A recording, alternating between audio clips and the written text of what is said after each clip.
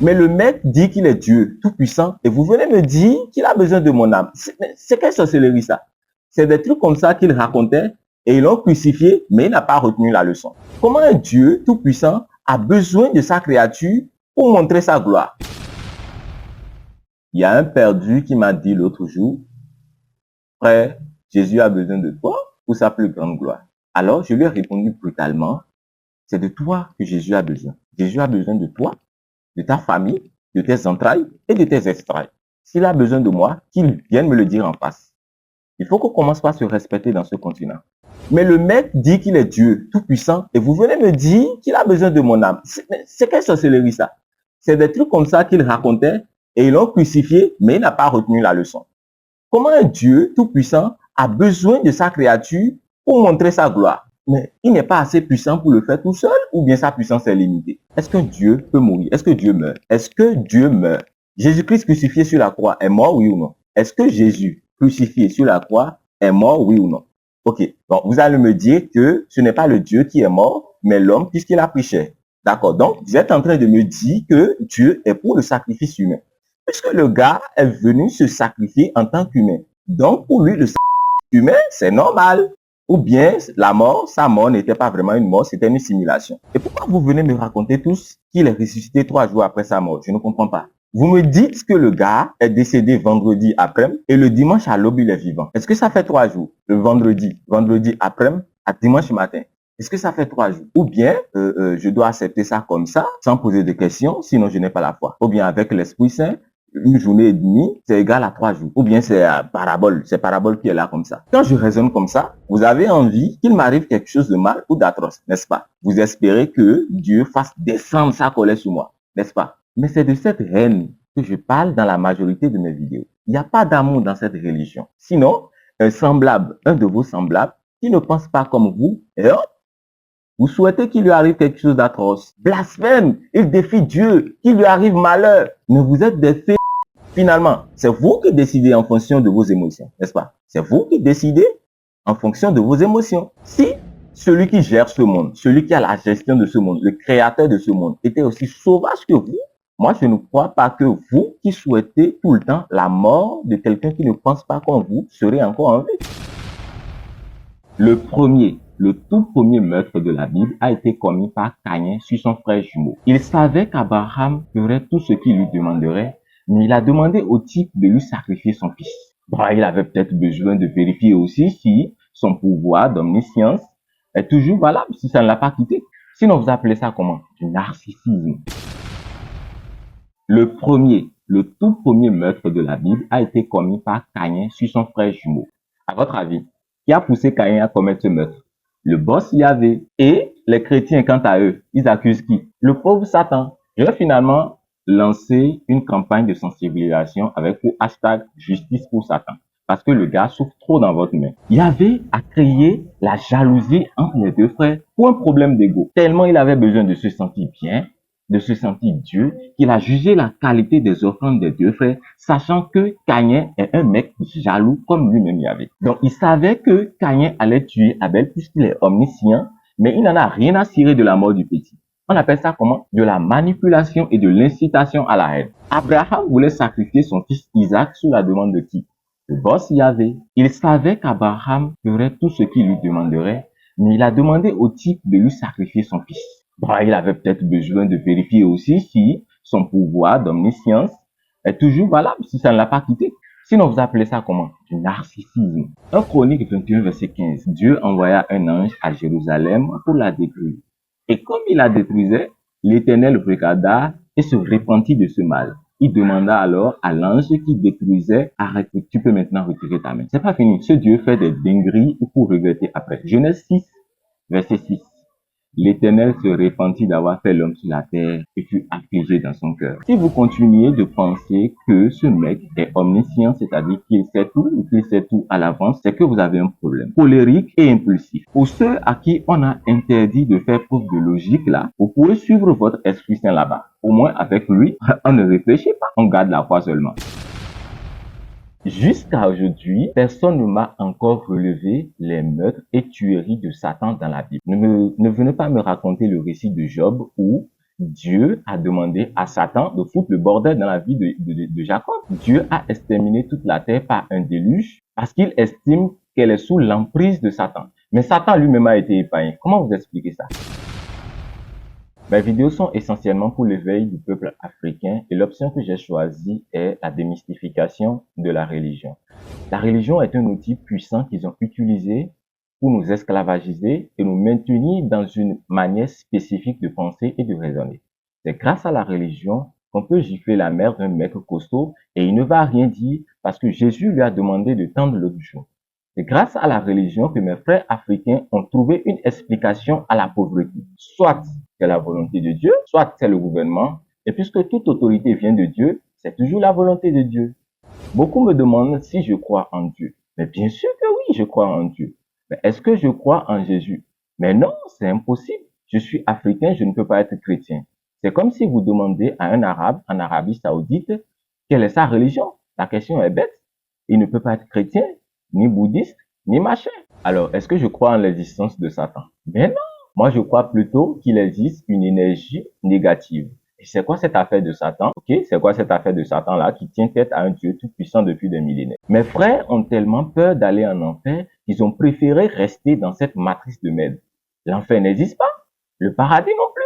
Ce sont des cochonneries qu'ils ont inventées pour nous maintenir dans la peur et avoir l'avantage de nous piller. Le Coran et la Bible sont juste des livres bourrés de légendes, de fables et de contes. Ils ne sont pas sacrés, ne vous embrouillez pas. Il suffit juste de les lire pour le savoir. Et d'ailleurs, qui vous a dit qu'ils sont sacrés et où exactement? Jusqu'à aujourd'hui, personne ne m'a encore relevé les meurtres et tueries de Satan dans la Bible. Ne venez pas me raconter le récit de Job où Dieu a demandé à Satan de foutre le bordel dans la vie de Jacob.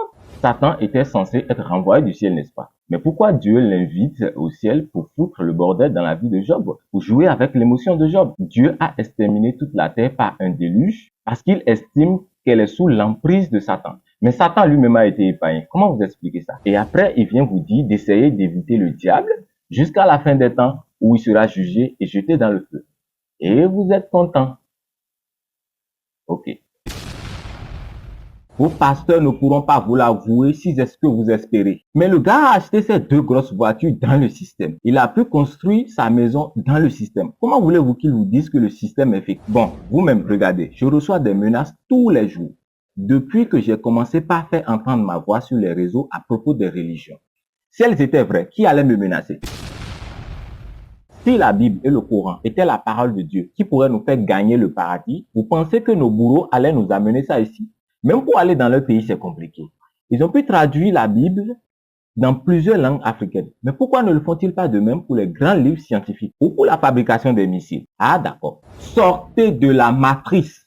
Réveillez-vous. Vos pasteurs ne pourront pas vous l'avouer si c'est ce que vous espérez. Mais le gars a acheté ces deux grosses voitures dans le système. Il a pu construire sa maison dans le système. Comment voulez-vous qu'il vous dise que le système est fait? Bon, vous-même, regardez. Je reçois des menaces tous les jours. Depuis que j'ai commencé par faire entendre ma voix sur les réseaux à propos des religions.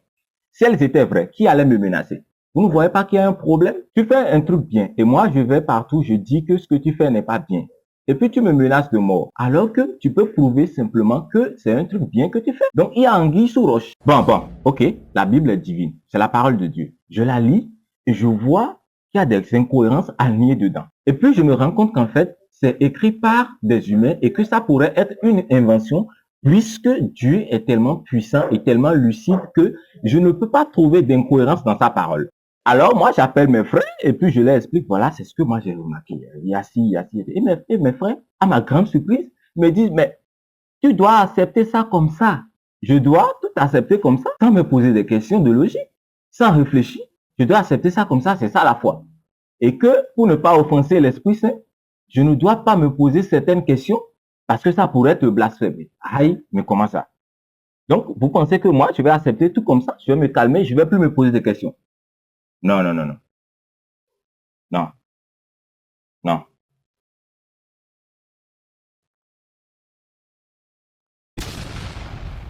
Même si vous n'êtes pas spécialiste en génétique ou en biologie, il est évident que Ève vient de la chair de Adam. Au-delà de la psychanalyse, son union avec Adam est consanguine. Il y a donc inceste. D'où vient donc la femme de Caïn et comment l'humanité s'est-elle perpétuée? L'inceste a été validé par Dieu lui-même dans le livre saint des chrétiens. Vous ne me croyez pas? Même si vous n'êtes pas spécialiste en génétique ou en biologie, il est évident que Ève vient de la chair de Adam. Elle a été fabriquée à partir de la côte de Adam, n'est-ce pas? Donc, elle est plus proche d'une sœur jumelle que d'une partenaire choisie, n'est-ce pas? Au-delà de la psychanalyse, son union avec Adam est consanguine. Il y a donc inceste. D'où vient donc la femme de Caïn et comment l'humanité s'est-elle perpétuée? Dites-moi. Lorsque Caïn s'est enfui après le meurtre de Abel, il s'établit dans le pays de Nod, à l'orient de l'Éden, et il a eu une femme. Genèse 4, versets 16 et 17. Lisez Genèse 4, versets 16 et 17. Puis Caïn s'éloigna de la face de l'Éternel et habita dans la terre de Nod, à l'orient d'Éden. Caïn connut sa femme, elle conçut et enfanta Enoch. Il bâtit ensuite une ville et il donna à cette ville le nom de fils Enoch. Mais qui était donc cette femme? Puisque Adam et Ève sont les premiers hommes et il n'a pas été notifié qu'ils ont eu une fille. Le seul autre enfant, à part Caïn et Abel, fut Seth, engendré par Adam quand il avait 130 ans. Donc, il y a des hommes et des femmes ailleurs qui vivent ailleurs, c'est bien ça? Bon. Ou bien Adam et Ève n'étaient pas les premiers hommes, ok, où il y avait des hommes ailleurs. Dans ce cas, on ne serait pas tous descendants de Adam et Ève, donc le péché originel ne serait pas sur tout le monde. Ou bien Caïn a épousé une sœur qui aurait quitté ses parents pour une raison inconnue. Dans ce cas, l'inceste serait à l'origine de l'humanité. Gang, gang, gang. Alors, si vous apportez des éléments de réponse sur mes vidéos, s'il vous plaît, essayez de raisonner. Ne laissez pas tomber vos cerveaux. Je vous ai déjà dit d'être prêt avant de venir ici. Si je brandis un pistolet sur toi pour avoir le code de ton coffre, ok? Vous pensez que c'est pourquoi? Mais ça vous te fait peur. Donc, pour empêcher nos aïeux de se rendre compte de tout le mal qu'ils étaient sur le point de les faire ou qu'ils les faisaient subir, ils les ont enseigné la religion où l'enfer existe, créant ainsi la peur. Et s'ils ont peur, c'est fini. Alors, quand je démystifie aisément les religions, beaucoup me demandent si je n'ai pas peur de la colère de Dieu. Alors, je dis que la réponse est dans la question. Tu viens de relever quoi? La peur. La peur est un outil puissant et super efficace pour avoir tout ce que l'on veut. Si je brandis un pistolet sur toi pour avoir le code de ton coffre, ok? Vous pensez que c'est pourquoi? Mais ça vous te fait peur. Si tu as peur de mourir ou d'avoir mal ou de te faire mal, tu vas me filer ton code. Mais si je te tue, je n'aurai jamais le code de ton coffre. Donc, je crée la peur en toi. Donc, pour empêcher nos aïeux de se rendre compte de tout le mal qu'ils étaient sur le point de les faire ou qu'ils les faisaient subir, ils les ont enseigné la religion où l'enfer existe, créant ainsi la peur. Et s'ils ont peur, c'est fini. Ils pourront avoir tout ce qu'ils désirent. Maintenant, à l'aide du vaisseau, la tendance sera renversée. J'ai écarté la peur de mon système et je me suis concentré uniquement sur notre spiritualité africaine, les recherches, le raisonnement, la logique. Et d'un coup, tout devient clair. Mes frères qui sont encore dans la matrice et qui se considèrent comme des brebis, je ne vous en veux pas, même si je démystifie brutalement. Rassurez-vous, beaucoup vont comprendre. Ça prendra le temps qu'il faudra. On ne peut pas résoudre ce problème en quelques semaines puisqu'ils l'ont causé pendant des siècles. Quant à vous qui êtes déjà réveillé ou qui avez commencé le processus de réveil, force et courage à vous. Alors, je serai en live TikTok le dimanche 4 février 2024 à partir de 18h temps universel sur ma chaîne Brutalement Parlant. Invitez vos pasteurs, qu'ils viennent avec leur Bible. Je crois en Dieu, le Père Tout-Puissant, Créateur du ciel et de la terre. Tu crois? Mais pourquoi tu as besoin de te le répéter à toutes les messes? Parce que plus tu te le répètes, plus tu y crois. C'est de la mythomanie. D'ailleurs, pourquoi vous allez vous fatiguer tous les dimanches à l'église? Demandez des grâces et des bénédictions à votre Père qui est dans les cieux et qui est censé vous donner tout ce dont vous avez besoin. La mythomanie est une maladie caractérisée par la tendance au mensonge et à la fabulation. Le mythomane est un gros menteur qui finit même par croire à ses propres mensonges. Dans la plupart des églises, notamment l'église catholique, ils font répéter les mêmes prières aux fidèles et à toutes les messes. À votre avis, pourquoi est-ce qu'ils font ça? Ils savent que les chrétiens doivent croire avant de se laisser complètement entraîner dans le jeu. Donc, ils ont besoin des fidèles qui croient coûte que coûte. Je crois en Dieu, le Père Tout-Puissant, Créateur du ciel et de la terre. Tu crois? Mais pourquoi tu as besoin de te le répéter à toutes les messes? Parce que plus tu te le répètes, plus tu y crois. c'est de la mythomanie. Notre Père qui est aux cieux, mais qui t'a dit que tu as un papa dans les cieux? Et tes frères que tu haïs sur la terre, là, tu ne vois pas Dieu en eux. Que ton nom soit sanctifié, que ton règne vienne, que ta volonté soit faite sur la terre comme au ciel. Mais c'est quoi ça? Il suffit que Dieu veille que sa volonté soit faite. Et elle se fera. Tu n'as pas besoin de lui demander ça. D'ailleurs, pourquoi vous allez vous fatiguer tous les dimanches à l'église, demander des grâces et des bénédictions à votre Père qui est dans les cieux et qui est censé vous donner tout ce dont vous avez besoin? Pourquoi? Ne voyez-vous pas que c'est son rôle, que c'est sa responsabilité de prendre soin de vous en tant que Père? Lui-même s'est reposé le 7e jour de la création. Mais vous allez bosser toute la semaine et au lieu de vous reposer les dimanches, vous venez nous fatiguer dans les quartiers en criant feu, feu, feu. Quel feu? Et puis vous mettez le feu sur qui? Satan? Même Dieu n'a pas pu l'éliminer depuis tout le temps qu'il lui tient tête. Le fils unique de Dieu est même mort dans cette affaire. Bon, vous êtes des adoptés. Son fils unique est même mort dans cette affaire. Et Satan est toujours vivant. Et puis c'est sur lui que vous envoyez le feu. Ok, d'accord. Ils veulent coûte que David soit un ancêtre de Jésus. Ces généalogies comportent par ailleurs des pièges que ces évangélistes n'avaient visiblement pas prévus. Celle de Matthieu cite Jéconias dans l'ascendance de Joseph après la déportation à Babylone. Matthieu 1, verset 12. Donc, l'évangéliste qui se réfère souvent au prophète n'avait pas fait attention à ce verset du prophète Jérémie. Ainsi parle l'Éternel. Inscrivez cet homme comme privé d'enfant, comme un homme dont les jours ne seront pas prospères, car nul de ses descendants ne réussira à s'asseoir sur le trône de David et à régner sur Juda. Jérémie 22, verset 30. Donc, les descendants de Jéconias, dont Jésus, sont exclus par décision divine de la liste de ceux qui peuvent accéder au trône. La généalogie de Luc comporte un autre piège. Elle inclut Nathan, fils de David, dans les ancêtres de Joseph. Mais c'est une boude car le premier livre de Chroniques écrit: le roi David annonça à toute la congrégation: Salomon, mon fils, le seul que Dieu a choisi. Nathan, l'aîné, et sa descendance étaient donc écartés de la succession au trône. Donc lisez 1 Chroniques 29, verset 1. Un autre passage du même livre confirme ceci: de tous mes fils, car le Seigneur m'en a donné plusieurs, il a choisi Salomon pour régner au trône royal du Seigneur. 1 Chroniques 28, verset 5. Donc, les descendants de Nathan, y compris Jésus, sont donc exclus par décision divine de l'accession au trône de David. Il s'ensuit donc que toutes les désignations de Jésus comme fils de David dans les autres évangiles, y compris celui de Luc, telles que celles de l'aveugle de Jéricho, sont infondées. Pourquoi Dieu a créé le monde en 6 jours et s'est reposé le 7e jour? Pourquoi une semaine de 7 jours? On dirait qu'il a dû suivre le calendrier grégorien pour créer le monde. Si Dieu n'est ni chrétien ni musulman, pourquoi vous allez le chercher à l'église? Vous allez chercher quelqu'un qui n'est pas musulman à la mosquée. Est-ce que c'est le lieu adéquat pour le retrouver? Alors, je suis revenu aujourd'hui avec mes questions qui dérangent. Quand les chrétiens tombent sur mes vidéos, ils tremblent parce qu'ils savent qu'avec un mot aller, tout peut sortir. La démystification est devenue ma mission principale et les vérités sortent avec preuve. Pourquoi Dieu a créé le monde en 6 jours et s'est reposé le 7e jour? Pourquoi une semaine de 7 jours? On dirait qu'il a dû suivre le calendrier grégorien pour créer le monde. Il a utilisé le pouvoir pour créer le monde. Donc, il n'a pas vraiment utilisé de force physique pour qu'on puisse parler de fatigue. Mais bon, bref, il était fatigué après 6 jours d'usage de son pouvoir, donc il fallait qu'il fasse un peu dodo le 7e jour. Il y a vraiment un verset dans la Bible où Dieu dit directement aux hommes: je vous aime, lui qui est l'amour par excellence. Qui a écrit le récit de la création du monde? Moïse. Et qui lui a raconté tout ceci avec tous ces détails? Bon, ne me dites pas que c'est Dieu, puisque la plupart de ces détails sont incohérents. Et Moïse a écrit tout ceci en quelle langue? Avec quelle écriture? Et sur quel support? Comment ces écrits ont été conservés de la période de Moïse jusqu'à celle de l'édition de la Bible? Dieu est chrétien ou musulman?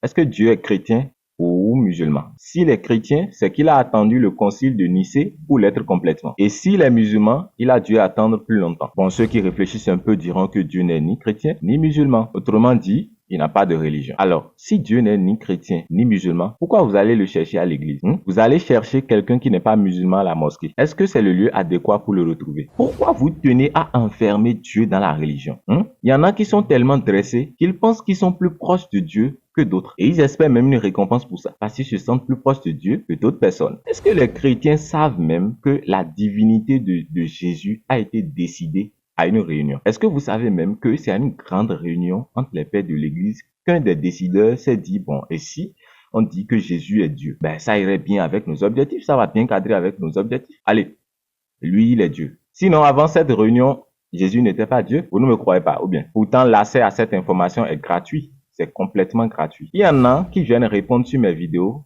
que je fais ça pour le buzz, mais vous êtes comique. On te fait comprendre, avec preuve à l'appui, que ton cerveau a été endormi depuis ta naissance. Et tu ouvres ta gueule pour dire que c'est pour les vues. Est-ce que j'ai besoin de prendre tous ces risques pour avoir les vues en 2024? En 2024, il suffit de faire un truc abrutissant pour avoir des millions de vues. Sur mes chaînes, on ralentit même mes vidéos. Beaucoup signalent même mes vidéos. Me donner tant de mal en 2024 pour avoir des vues.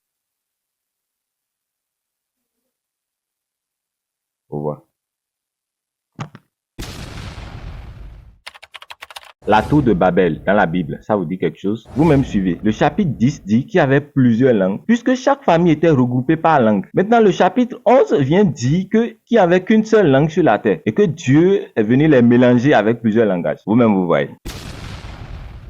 La tour de Babel dans la Bible, ça vous dit quelque chose? Genèse 10, versets 2 à 5. Cite les petits-fils de Noé et dit que c'est par eux qu'ont été peuplées les îles des nations, selon leur terre, selon la langue de chacun, selon leur famille et selon leur nation. Autrement dit, ils ont été séparés par groupe de langues et chacun a choisi son pays. On sous-entend alors qu'il y a plusieurs langues. Maintenant, le chapitre 11 du même livre dit que jadis, les hommes ne parlaient qu'une seule langue et que tout le monde comprenait tout le monde. Mais arrivé à China, ils ont décidé de construire une tour qui va atteindre le ciel, la tour de Babel. Et pour les en détourner, Dieu créa la confusion entre eux pour qu'ils ne se comprennent plus. Vous-même suivez. Le chapitre 10 dit qu'il y avait plusieurs langues, puisque chaque famille était regroupée par langue. Maintenant, le chapitre 11 vient dire qu'il n'y avait qu'une seule langue sur la terre et que Dieu est venu les mélanger avec plusieurs langages. Vous-même, vous voyez. D'accord. Bon, laissons ça de côté. Même s'ils parlaient tous la même langue. Donc Dieu pensait vraiment que la tour de Babel allait atteindre le ciel. C'est quoi? Le ciel était à 2 kilomètres d'ici, c'est ça? Et l'homme est en train d'écrire. Ce Dieu m'étonne avec sa manière de réfléchir. Le gars ignorait même où Abraham était né. Vous ne me croyez pas? Genèse 11, verset 31. Téra prit Abraham, son fils, et Lot, fils d'Aran, fils de son fils, et Sarai, sa belle-fille, femme d'Abraham, son fils. Ils sortirent ensemble d'Ur, en Chaldée, pour aller au pays de Canaan. Ils vinrent jusqu'à Charan et ils y habitèrent. Donc ils ont quitté Ur pour aller habiter à Charan. Bon, Genèse 12, verset 1. L'Éternel dit à Abraham, va-t'en de ton pays, de ta patrie et de la maison de ton père, dans le pays que je te montrerai. Mais Abraham n'était plus dans son pays de naissance, non? Il a déjà quitté Ur avec son père, non? Ou bien Dieu a oublié? Ou bien c'est ceux qui ont écrit ça qui se sont trompés? Vous-même parlez. Salutations spéciales à tous ceux qui nous suivent depuis le Congo, Togo, Cameroun, Côte d'Ivoire, Mali, Burkina. Bon, je ne peux pas citer tout le monde, donc dites-nous en commentaire d'où vous nous suivez. N'oubliez pas, live demain dimanche à 18 h, heure de Togo.